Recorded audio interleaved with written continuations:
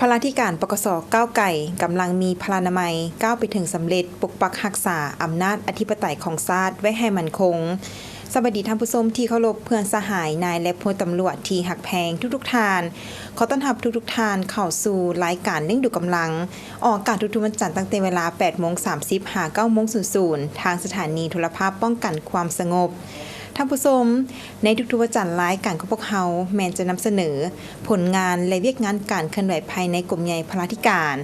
พัฒนาบรรดากรมกองตลอดฮอดการสร้างเศรษฐกิจครอบครัวเพิ่มตั้งแต่ศูนย์กลางลงฮอดท้องถิ่นบ่ว่าจะเป็นการปลูกฝังเลี้ยงสัตว์และการค้าขายก็นั่นเป็นการสร้างรายรับเข้าสู่ครอบครัวอีกทางหนึ่งเวียกงานพลาธิการแม่นเวียกงานหนึ่งที่สำคัญจำเป็นและขาดบ่ได้ของกำลังป้องกันความสงบในการสุกยู่อำนวยความสะดวกสนองงบประมาณด้านต่างๆเครื่องอุปโภคบริโภควัตถุอุปกรณ์เทคนิคพาหนะรับใช้อาวุธยุทโธปกรณ์น้ำมันเสื้อไฟก่อสร้างปรับปรุงเคหสถานทำการผลิตธุรกิจยาปัวพยาธิตลอดฮอดเวียกงานบริการรักษาความปลอดภัยเพื่อให้กำลังป้องกันความสงบให้สำเร็จหน้าที่การเมืองในแต่ละระยะและสำหรับระยะทำอิฐนี้ทางรายการของพวกเราจะให้บรรดาทานได้ไปรับชมบทการปฏิบัติหน้าที่บริการน้ำดื่มของโรงงานน้ำดื่มลาวนิยมกาปาโลมาตลอดระยะปี2025ผ่านมารายละเอียดจะเป็นแนวใดนั้นเชิญบรรดาทานไปติดตามรับชมการดำรงชีวิตของคนเฮาตั้งแต่ใดๆมาก็ต้องอาศัยปัจจัย4ที่ติดพันกับการดำรงชีวิตปัจจัย4ประกอบมี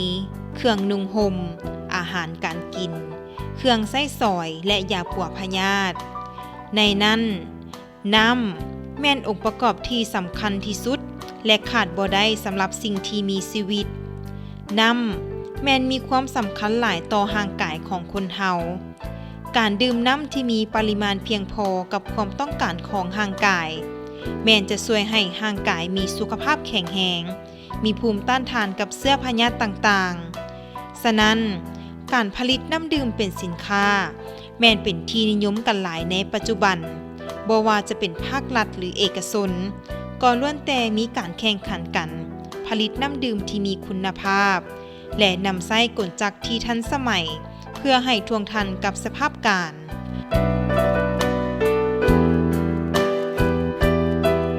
ในนั้นกำลังป้องกันความสงบก็แม่นกำลังวิสาสะพอหนึ่งที่มีความต้องการน้ำดื่มเข้าในการดำรงชีวิตการปฏิบัติหน้าที่เวียกงานวิสาสะพอและอื่นๆเป็นจำนวนหลายจึงเป็นท่าแห่งหนึ่งเฮ็ดให้หลายกรมกองโดยเฉพาะแม่นกรมใหญ่พลาธิการป้องกันความสงบซึ่งเป็นกรมวิสาสะพอหนึ่งที่เฮ็ดเวียกงานรับประกันพลาธิการรอบด้านให้กำลังป้องกันความสงบเฮ็ดสำเร็จหน้าที่ตามภาระบทบาทโดยเล็งให้เห็นถึงความสำคัญดังกล่าววันที่2 มีนา 2002กรมใหญ่พลาธิการป้องกันความสงบได้สร้างตั้งโรงงานน้ำดื่มลาวนิยมกาปาโลมาขึ้นโดยมอบให้กรมคุ้มครองการผลิตธุรกิจเป็นผู้นำพาชี้นำการจัดตั้งปฏิบัติในการผลิตน้ำดื่มรับใช้กำลังป้องกันความสงบและสังคมทั่วไป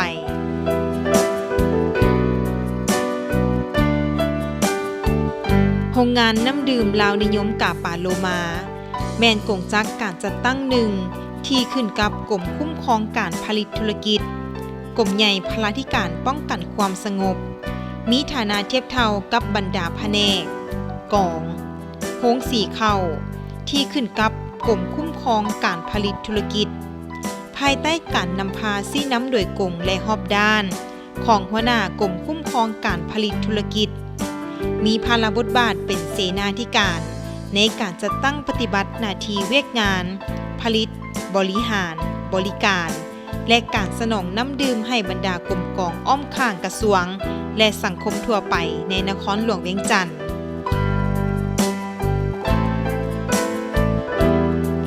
โรงงานน้ำดื่มลาวนิยมกาปาโลมาตั้งอยู่หอมหนึ่งบ้านโพนสวรรค์เหนือเมืองศรีสัตนานครหลวงเวียงจันทน์การจัดตั้งปฏิบัติเวียกงานในระยะ1 ปีผ่านมา ได้ถือเอาเวียกงานศึกษาอบรมการเมืองนำพาแนวคิดเป็นกกเฮ็ดให้พนักงานทุกสหายกรรมกรทุกคนเสื่อมซึมกำแน่นต่อแนวทางของพรรค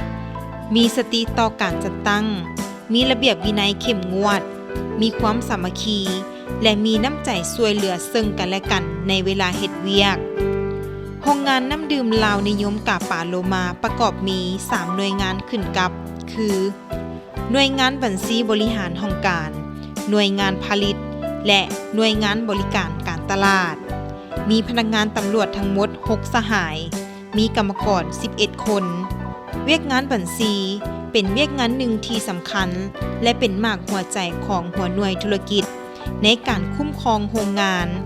ได้ถือบัญชีวิสาหกิจฉบับปรับปรุงใหม่ในการบันทึกข้อมูล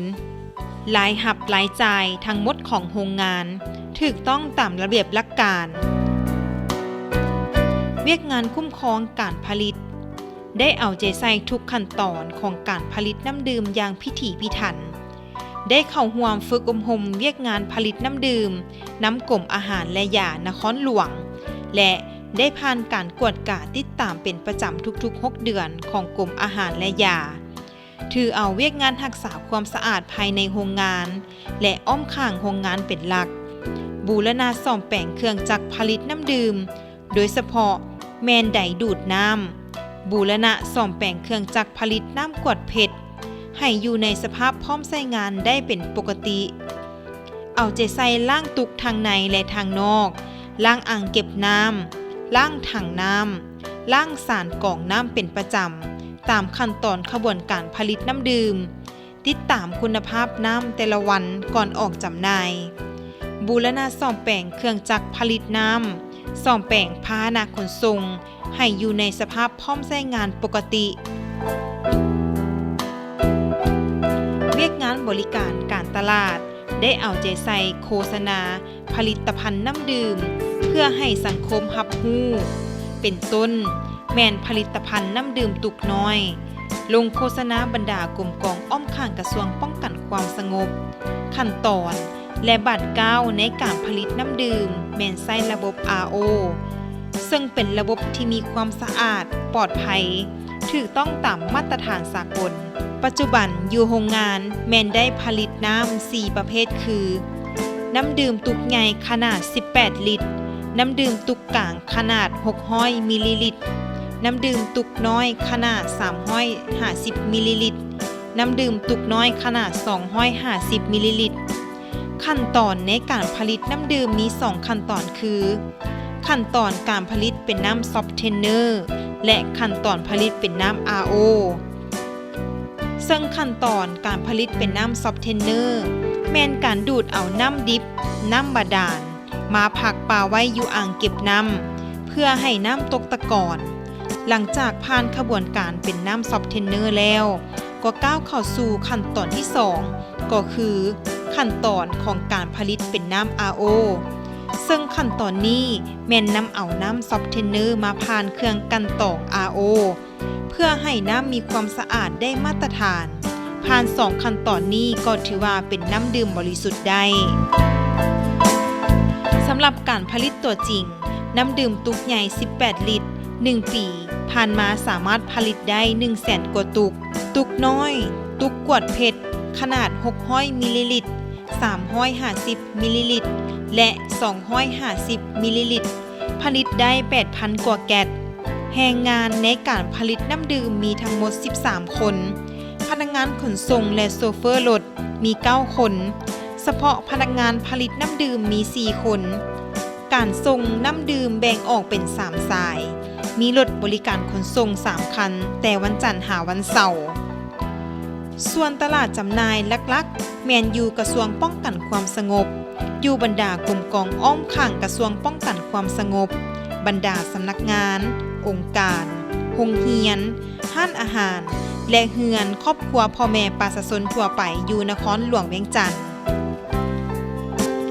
ผ่านการเคลื่อนไหวปฏิบัติหน้าที่เวียกงานวิสาเฉพาะระยะ1ปีผ่านมาสามารถสร้างรายรับได้1ตื้อ600ล้านกว่ากีบในนั้นมอบให้กระทรวง70ล้านกีบมอบพันธะอากรให้รัฐ77ล้านกว่ากีบ ผ่านการจัดตั้งปฏิบัติตลอดระยะผ่านมามีข้อสะดวกย้อนมีคณะพักคณะบรรษากรมใหญ่พลาธิการป้องกันความสงบก็คือคณะพักคณะบรรษากรมคุ้มครองการผลิตธุรกิจได้เอาใจใส่นำพาซี่นำอย่างใกล้ชิดติดแท้เป็นปกติคณะอำนวยการโรงงานน้ำดื่มพร้อมด้วยพนักงานได้มีความรับผิดชอบสูงสุ่มทุกเหื่อแหงสติปัญญาเข้าใส่หน้าที่เวียกงานเฮ็ดให้มีผลสำเร็จเป็นก้าวๆมาข้อยุ่งยากย้อนสภาพเศรษฐกิจปัจจุบันมีการเน่งติ่งภัยเงินเฟ้อสูงขึ้นอัตราแลกเปลี่ยนเงินตราต่างประเทศสูงขึ้นส่งผลกระทบต่อต้นทุนการผลิตเฮ็ดให้การบริหารโรงงานพบความยุ่งยากหลายด้านการคุ้มครองตุกน้ำดื่มก็พบความยุ่งยากเป็นต้นแม่นตุกเสียบางครั้งลูกค้าเอาไปนำใส่ธาตุเคมีอื่นๆซึ่งบ่สามารถนำมาใส่ได้ในแต่ละเดือนต้องได้ซื้อใหม่มาทดแทนพาหนะและเครื่องจักรนับมือเก่าสุดโทรมตามกาลเวลาต้องได้นำใส่งบประมาณหลายในการซ่อมแปลงและบูรณะตลาดจำหน่ายน้ำดื่มภายในกรมกองอ้อมข้างกระทรวงป้องกันความสงบยังมีหลายกรมกองบ่สมไส้ผลิตภัณฑ์น้ำดื่มของโรงงานพวกเฮาแต่หันไปสมไส้น้ำดื่มจากโรงงานทางนอกรายละเอียดบางตอนพันโทบุญมีธรรมวงศาอำนวยการโรงงานน้ำดื่มลาวนิยมป่าโลมาได้กล่าวตื่มอีกว่าข้าพเจ้าพันโทบุญมีธรรมวงศาหน้าที่รับผิดชอบอำนวยการโรงงานน้ำดื่มลาวนิยมกาปโลมากรมคุ้มครองการผลิตธุรกิจกรมใหญ่พาราธิการป้องกันความสงบผ่านการจัดตั้งเคลื่อนไหวหน้าที่เวียงงานในระยะ1 ปีผ่านมาโดยปฏิบัติตามทิศสีนำของคณะพักคณะบรรษากรมคุ้มครองการผลิตธุรกิจก็คือคณะพักคณะบรรษากรมใหญ่พาราธิการป้องกันความสงบโรงงานน้ำดื่มพวกเฮาได้เอาใจใส่ซุ้มใส่คุ้มครองบรรดาหน้าที่เวียกงานดังนี้อันที่1นี่พวกเฮาซุ้มใส่เวียกงานคุ้มครองบัญชีการเงินงานบัญชีการเงินนี้ก็เป็นเวียกงานหนึ่งที่มีความสำคัญหลายในการคุ้มครองธุรกิจของพวกเฮาเพราะฉะนั้นพวกเฮาจึงเอาใจใส่ในการคุ้มครองบัญชีนี้โรงงานพวกเฮาได้ถือบัญชีวิสาหกิจฉบับปรับปรุงใหม่ในการจดรับจดจ่ายบันทึกข้อมูลทั้งหมดของโรงงานพวกเฮานี้เนาะให้มันสามารถตรวจสอบได้มีพนักงานบัญชี1สหายแล้วก็พนักงานคลังเงินสดนี่1สหายเนาะมีการสรุปประจำวันประจำอาทิตย์และประจำเดือนสรุปประจำปีรายงานการจัดตั้งคันถึงรับทราบเกี่ยวกับฐานะการเงินของโรงงานเป็นประจำผ่านการเคลื่อนไหวปฏิบัติหน้าที่เวียกงานในระยะ1 ปีผ่านมาโรงงานพวกเขาสามารถสร้างรายรับได้ทั้งหมด1,683,491,000 กีบในนั้นมอบให้กระทรวง70 ล้านกีบมอบพันธะอากรให้รัฐ77,239,000 กีบที่เหลือหักไว้ในโรงงานเพื่อเป็นทุนหมุนเวียนและบูรณะซ่อมแปลงพาหนะและเครื่องจักรการผลิตอันที่2พวกเฮาซุมใส่คุ้มครองเวียกงานการผลิตเพื่อสร้างความเชื่อมั่นให้แก่ลูกค้าและสามารถแข่งขันกับโรงงานอื่นได้พวกเฮาได้เน้นที่ความสะอาดน้ำต้องมีคุณภาพดีได้มาตรฐานของกรมอาหารและยาบูรณะซ่อมแปลงเครื่องจักรน้ำดื่มโดยเฉพาะแม่นไดดูดน้ำบูรณะซ่อมแปลงเครื่องจักรผลิตน้ำกรดเพชรให้อยู่ในสภาพที่พร้อมใช้งานได้เป็นปกติกำลังแรงงานการผลิตน้ำดื่มของโรงงานพวกเฮามีทั้งหมด19สหายเนาะในนั้นมีกรรมกรช่วยเวียก13สหายมือนึงนี้โรงงานพวกเฮาสามารถผลิตน้ำตุกใหญ่ได้ประมาณ700ตุกเนาะและสามารถผลิตน้ำกรดเพชรได้60แก๊สต่อชั่วโมงผลิตภัณฑ์ของโรงงานน้ำดื่มพวกเฮานี่มี4ประเภทอันที่1นี่น้ำดื่มตุกใหญ่ขนาด18ลิตรราคานี่ 10,000 กีบอันที่2ก็มันน้ำกรดเพชรน้อยขนาด250ซีซีแก๊สนึงก็ 30,000 กีบอันที่3ก็น้ำกรดเพชรขนาด350ซีซีราคาก็ 35,000 กีบต่อแก๊สเนาะแล้วก็อันที่4ก็น้ำดื่มขนาด600ซีซีราคานี่ก็ 30,000 กีบต่อแก๊สพวกเฮาได้เอาใจใส่คุ้มครองเวียกงานการบริการการจำหน่ายและการตลาดเมื่อผลิตมาแล้วต้องมีตลาดจำหน่ายน้ำดื่มของพวกเฮาส่วนหลายก็แม่นอยู่กระทรวงป้องกันความสงบของพวกเฮานี้แล้วก็บรรดากรมกองอ้อมข้างกระทรวงป้องกันความสงบแล้วก็บรรดาสำนักงานองค์การห้านอาหารห้านกินดื่มแล้วก็ครอบครัวพ่อแม่ประชาชนทั่วไปอยู่นครหลวงเวียงจันทน์เนาะการบริการส่งน้ำดื่มของพวกเฮานี้พวกเฮาได้นำใส่พาหนะขนส่งนี้จำนวน3คัน แล้วก็ได้จัดเป็นตารางขนส่งในแต่ละวันจันทร์หาวันเสาร์เนาะนี่นะเพื่อให้ลูกค้ามีน้ำกินน้ำใช้อย่างเพียงพอในแต่ละระยะพวกเราก็ได้ส่งพนักงานลงพบปะกับลูกค้าเพื่อฟังหางเสียงจมว่าของลูกค้าเพื่อนำมาปรับปรุงแก้ไขเพื่อให้มันแทดเหมาะกับจิตใจของลูกค้าพร้อมกันนั้นก็ได้ประชาสัมพันธ์ซอกหาตลาดจำหน่ายน้ำดื่มไปพร้อมๆกันเรื่องงานบูรณะซ่อมแปลงพื้นฐานของรางนี้เนื่องจากว่าโรงงานน้ำดื่มของพวกเราได้สร้างตั้งมาดนนานพอสมควรเครื่องจักรและพาหนะก็เก่าแก่สุดโทรมตามกาลเวลาและเนาะอันนี้ตามอายุการใช้งานดังนั้นเวียกงานบูรณะซ่อมแปลงนี่จึงเป็นเวียกงานหนึ่งที่จำเป็นที่สุดเพื่อให้เวียกงานของโรงงานพวกเราเคลื่อนไหวเป็นปกติและบ่ให้มีผลกระทบต่อลูกค้าเวียกงานบูรณะซ่อมแปลงนี้โรงงานพวกเรานี่ได้ซุ่มใส่2เวียกต้นต่อคือเนาะเวียกอันที่1แล้วมันซุ่มใส่บูรณะซ่อมแปลงเครื่องจักรโดยเฉพาะมันเครื่องจักรผลิตน้ำเนาะอันนี้นะถ้าว่าซ่อมแปลงบ่ได้ก็มีความจำเป็นได้ซื้อใหม่มาเปลี่ยนแทนทันทีรถเนาะอันที่2เลยซุ่มใส่ซ่อมแปลงพาหนะขนส่งอันนี้ผ่านการเคลื่อนไหวจัดตั้งปฏิบัติหน้าที่เวียกงานในระยะ1ปีผ่านมามีข้อสะดวกและข้อยุ่งยากดังนี้ข้อสะดวกนี่ก็ย้อนว่ามีคณะพักคณะบรรษากรมใหญ่พลาธิการป้องกันความสงบก็คือคณะพักคณะบรรษากรมคุ้มครองการผลิตธุรกิจได้เอาใจใส่สี่นำพาอย่างเป็นปกติและใกล้ชิดติดแท้เป็นห่วงเป็นใยนำหน้าที่เวียกงานของพวกเขาจึงเฮ็ดให้สำเร็จเป็นก้าวๆมาอันที่2นี่ก็คณะรับผิดชอบโรงงานน้ำดื่มของพวกเฮานี้พร้อมโดยพนักงานวิชาการได้เอาใจใส่ยกสูงความรับผิดชอบใกล้ชิดติดแท้นำหน้าที่เวียกงานได้พร้อมกันซุ้มทุกเครือแห่งสติปัญญาเข้าใส่หน้าที่เวียกงานจึงสำเร็จเป็นก้าวๆมาปัญหาข้อยุ่งยากนี้ในการดำเนินธุรกิจน้ำดื่มของโรงงานพวกเฮานี้เนาะอันนี้ก็มีหลายปัญหาอยู่เนาะโดยเฉพาะมันปัญหาอันที่1นี้สภาพเศรษฐกิจในปัจจุบันนี้เนาะอยู่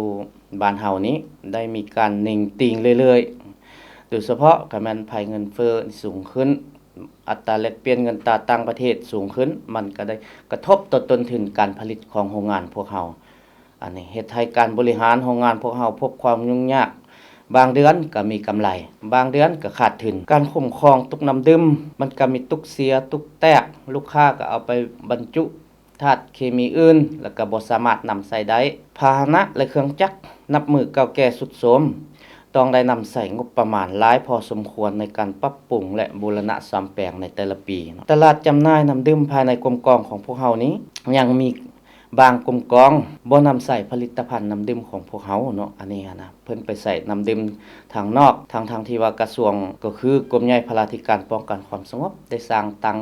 โรงงานผลิตน้ำดื่มเพื่อรับใส่กรมกองอ้อมข้างกระทรวงป้องกันความสงบเพื่อสร้างรายรับเข้ากระทรวงตามทิศกุ้มตนเองเพิ่งตนเองและสร้างความเข้มแข็งโดยตนเองเนาะทิศทางแผนการในตอนนี้โรงงานพวกเฮาจะสุ่มใส่บรรดาเวียกงานดังนี้เนาะอันที่1นี่ก็สืบต่อเวียกงานการเมืองนำพาแนวคิดศึกษาอบรมให้พนักงานและกรรมกรมีแนวคิดอุ่นเอียนทุนเทียงต่อหน้าที่เวียกงานอันที่2นี่สืบต่อคุ้มครองรายรับรายจ่ายให้มันรัดกุมกว่าเก่าและสามารถกดสอบได้พัวพันร่วมมือกับช่วยสหกรณ์เมืองเพื่อพัฒนาข้อมูลข่าวสารด้านบัญชีการแจ้งเสียอากรให้มันทันสมัยว่องไวสืบต่อบริการให้มันว่องไวกว่าเก่าเนาะทันกับความเรียกร้องต้องการของลูกค้าโฆษณาประชาสัมพันธ์ส่องหาตลาดจำหน่ายน้ำดื่มและน้ำดื่มกดเพชรให้มันกว้างขวางกว่าเก่าปรับปรุงโรงงานให้มีความทันสมัยกว่าเก่าและผลิตน้ำดื่มให้ได้หลายกว่าเก่าท้ายสุดนี้เนาะข้าพเจ้าในนามคณะรับผิดชอบโรงงานน้ำดื่มลาวนิยมกาปรุมาขอเรียกร้องมายังบรรดาท่านโรงเรียนศูนย์ฝึกอบรมกรมกองอ้อมข้างกระทรวงป้องกันความสงบจงหันมาสวมใส่ผลิตภัณฑ์น้ำดื่มของโรงงานพวกเฮาเพื่อสร้างความเข้มแข็งให้กรมกองของพวกเฮาเนาะเรียกร้องมายังบรรดาท่านสำนักงานองค์การร้านอาหารร้านกินดื่มครอบครัวพนักงานทหารตำรวจพ่อแม่ประชาชนทั่วไปจงพร้อมกันช่วยส่งเสริมนำใส่น้ำดื่มของโรงงานพวกเฮานำปลอดผิดชีวิตปลอดภัยห่วงใยสุขภาพของทานต้องนำดื่มลาวนิยมกาปรุมาขอขอบใจ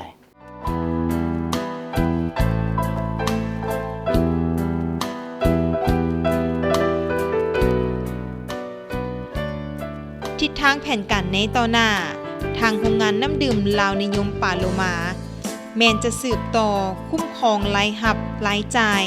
ให้ถูกต้องตามระเบียบหลักการทางด้านการเงินพัวพันหัวมือกับช่วยสหกรณ์เมืองเพื่อพัฒนาข้อมูลข่าวสารด้านบัญชีและแจ้งเสียอากรให้ทันสมัยในแต่ละระยะสืบต่อคุ้มครองคุณภาพน้ำให้อยู่ในมาตรฐานเอาใจใส่อนามัยทำความสะอาดภายในโรงงานทำความสะอาดตุกน้ำเอาใจใส่เวียกบริการให้มีความว่องไวทันกับความเรียกร้องต้องการของลูกค้าโฆษณาประชาสัมพันธ์ซอกหาตลาดจำหน่ายน้ำดื่มให้กว้างขวางกว่าเก่าปรับปรุงโรงงานให้มีความทันสมัยและผลิตน้ำดื่มให้ได้คุณภาพสูงขึ้นเพื่อเฮ็ดให้กลุ่มกองและสังคมทั่วไปยอมรับและสมใช้ผลิตภัณฑ์น้ำดื่มของพวกเขาให้หลายขึ้นกว้างขวางกว่าเก่า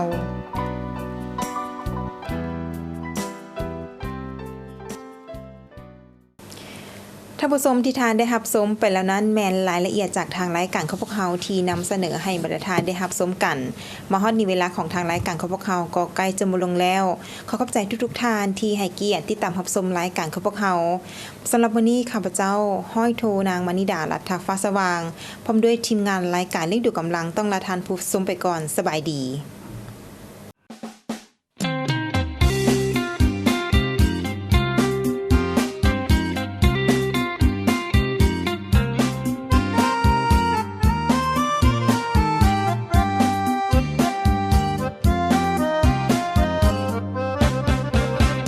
พลาเบิ่งแย่งการกินอยู่